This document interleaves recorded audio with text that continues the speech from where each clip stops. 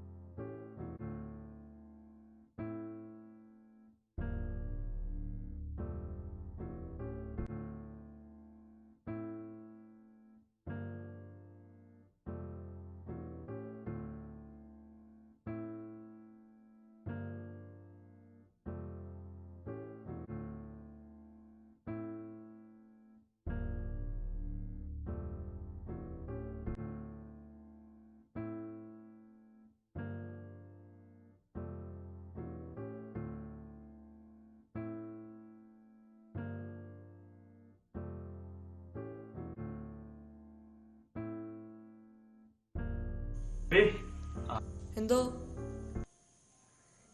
ഈശോമിശിഹായെ സ്വീകരിക്കട്ടെ.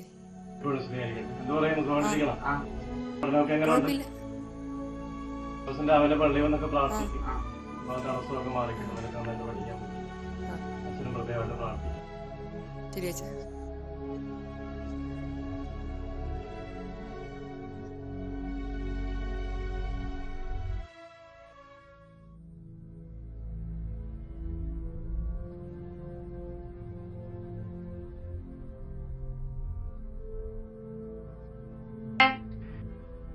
എന്തോ? നോക്കിയാ? ഇല്ല മോനെ, ഞാൻ എടുത്തില്ല. എടുത്തു, എനിക്കറിയാം. ഇതിലെ വഴ മാഞ്ഞിട്ടുണ്ട്. എവിടെ, ഞാനൊന്ന് നോക്കട്ടെ. വേണ്ട, കൊളവാക്കാനല്ലേ. നിനക്ക് ഈ ശ്രദ്ധ പഠിപ്പിൽ കാണിച്ചാൽ എന്താ? ഞാൻ റെഡിയാട്ടെ.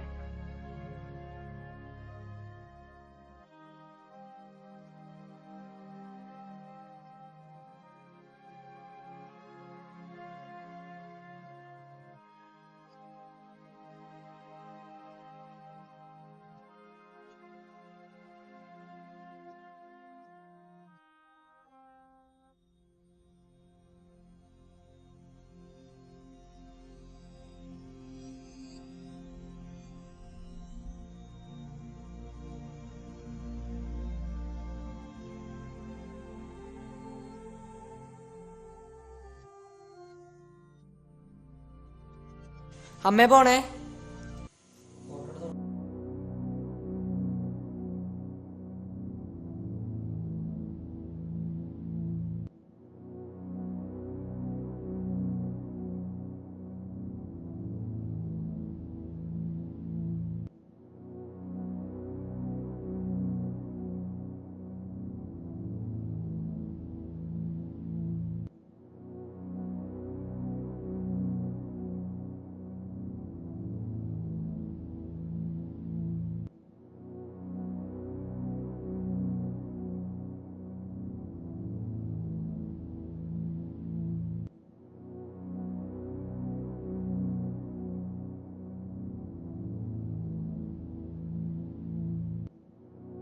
അപ്പൊ നമുക്കിനി പ്രാർത്ഥന ചൊല്ലിയിട്ട് ബാക്കി കാര്യങ്ങളിലേക്ക് കടക്കാം.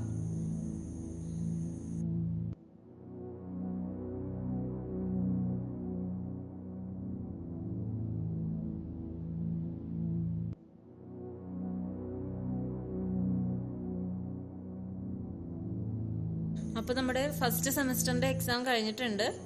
ആൻസർ ഷീറ്റ് കൊണ്ടുവന്നിട്ടുണ്ട്. എല്ലാവർക്കും ഇപ്പൊ തരാട്ടോ. Angel, Adeena, Sebastian, Joel, Diya,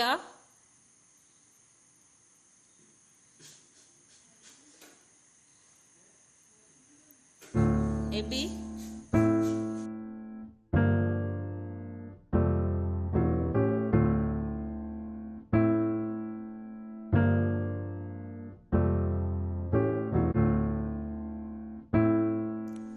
എല്ലാവരും എക്സാമിന് ജയിച്ചിട്ടുണ്ട്. പക്ഷെ എബിക്ക് മാത്രം മാർക്ക് കുറവാണ്. എന്താ എബി, മാർക്ക് കുറയാൻ കാരണം എന്താ?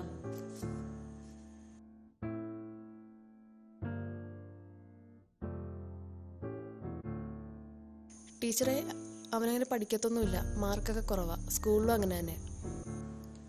അതെന്താ എബി? ക്ലാസ്സിലൊക്കെ ശ്രദ്ധിച്ചാണല്ലോ ഇരിക്കുന്നത്. മനസ്സിലൊന്നും നിൽക്കുന്നില്ല ടീച്ചറെ, എത്ര പഠിച്ചാലും മറന്നു പോകും.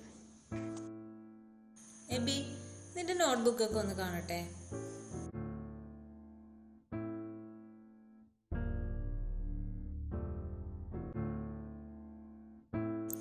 എബി, ഇതിൽ നോട്ട്സ് മാത്രമല്ലല്ലോ, കുറെ പടങ്ങളൊക്കെ ഇരിക്കുന്നുണ്ടല്ലോ. ആ എബി, നീ ക്ലാസ് കഴിയുമ്പോൾ ഒന്ന് സ്റ്റാഫ് റൂം വരെ വരണം കേട്ടോ. എന്നെ കണ്ടിട്ട് വേണം പോവാൻ.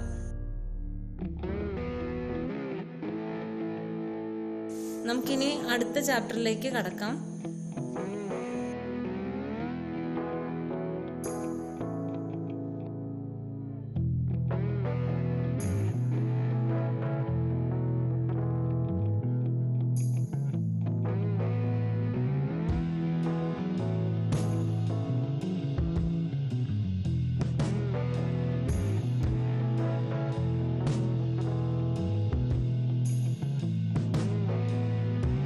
ടീച്ചറെ, വാ എബി, വന്നിരിക്കേ.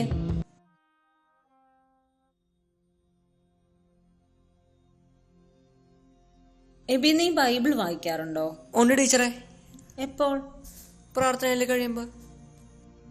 അതെല്ലാവരും വായിക്കുന്നതല്ലേ. അങ്ങനെയല്ല, നിന്റെ ആവശ്യങ്ങൾക്ക് മുന്നിൽ നീ ബൈബിൾ വായിച്ചിട്ടുണ്ടോ?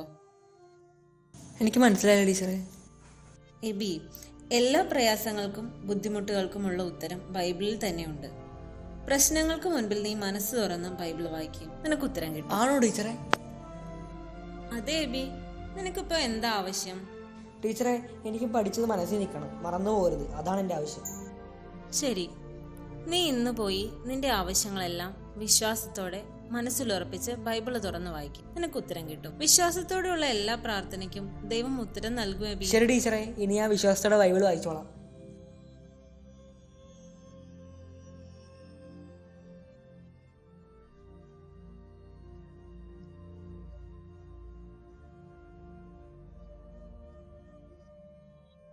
ദാവീദ് സഞ്ചിയിൽ നിന്നൊരു കല്ലെടുത്ത് കവണയിൽ വെച്ച് ഗോലിയാത്തിന്റെ നെറ്റിക്ക് ആഞ്ഞെറിഞ്ഞു.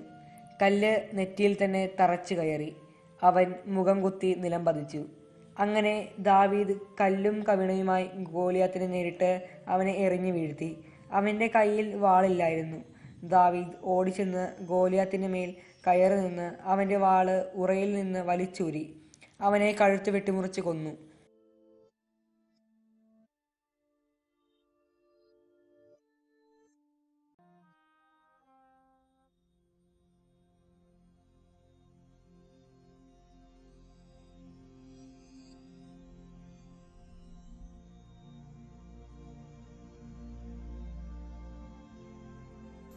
എന്താ എബി, നിന്റെ ശ്രദ്ധ ഇവിടെയൊന്നും അല്ലല്ലോ. ഒന്നുമില്ലമ്മേ. എടോ, ഇന്നലെ ഒരു സംഭവം ഉണ്ടായി. എന്ത് സംഭവം? ഇന്നലെ ഞാനവിടെ ഒരു തൂണിന്മേൽ ഒരു ട്രിക്ക് പണി ചെയ്തായിരുന്നു. ഞാൻ ചെയ്യില്ല എന്നാണ് അവർ വിചാരിച്ചത്, പക്ഷെ ഞാനത് ചെയ്തു. അത് കണ്ട് അവർ ഞെട്ടി കേട്ടോ.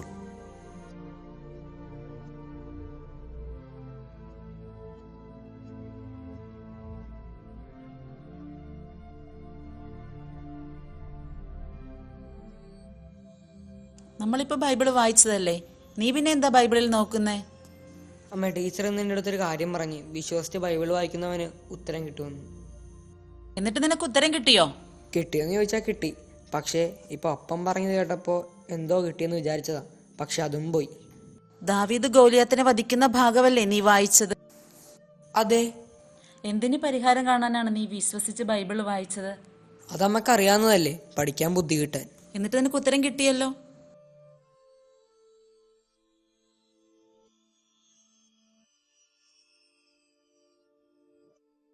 ഇതാണ് നിന്റെ ആയുധം. ഇതെങ്ങനെ ഉപയോഗിക്കണമെന്ന് ഒന്നുകൂടെ ബൈബിള് വായിച്ചിട്ട് നീ ആലോചിക്കുക. കേട്ടോ മോനെ?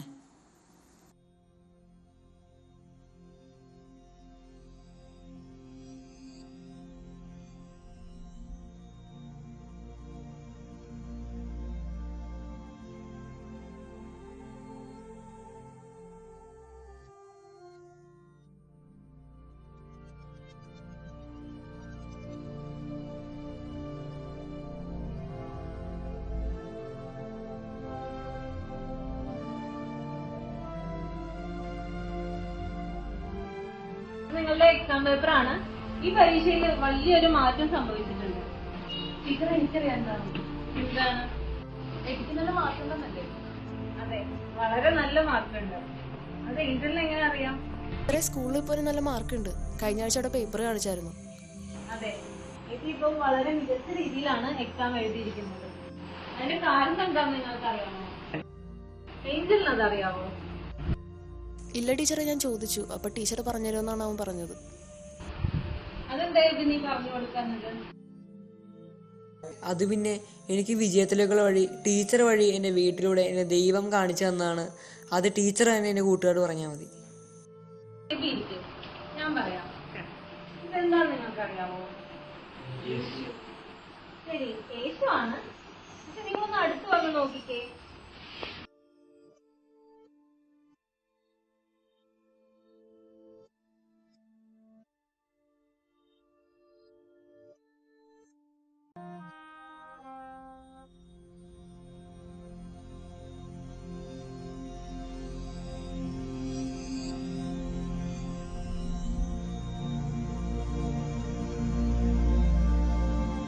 ടീച്ചറെ, അമ്മ പറഞ്ഞു പേപ്പറും പെൻസിലുമാണ് എൻ്റെ ആയുധമെന്ന്. എനിക്ക് അപ്പോൾ അത് മനസ്സിലായില്ല. പക്ഷേ ദാവീദ് ഗോലിയാത്തിനെ ഒരു കവണ കൊണ്ട് വധിച്ചത് ദൈവം എനിക്ക് കാണിച്ചു തന്നത് ഇങ്ങനെയാണ്. ഞാൻ പടം വരക്കുന്നത് മൊത്തവും പഠിക്കാനുള്ള വിഷയം കൊണ്ടാണ്. ഞാൻ വരക്കുന്ന പടങ്ങൾ ഒന്നും എൻ്റെ മനസ്സിൽ നിന്ന് മാഞ്ഞു പോകാറില്ലായിരുന്നു ടീച്ചറെ. അതുകൊണ്ടാണ് എനിക്കിപ്പോൾ ഈ വിജയം നേടാൻ സാധിച്ചത്.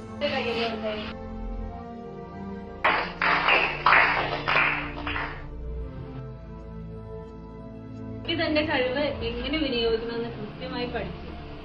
അതാണ് അവന്റെ വിജയത്തിന്റെ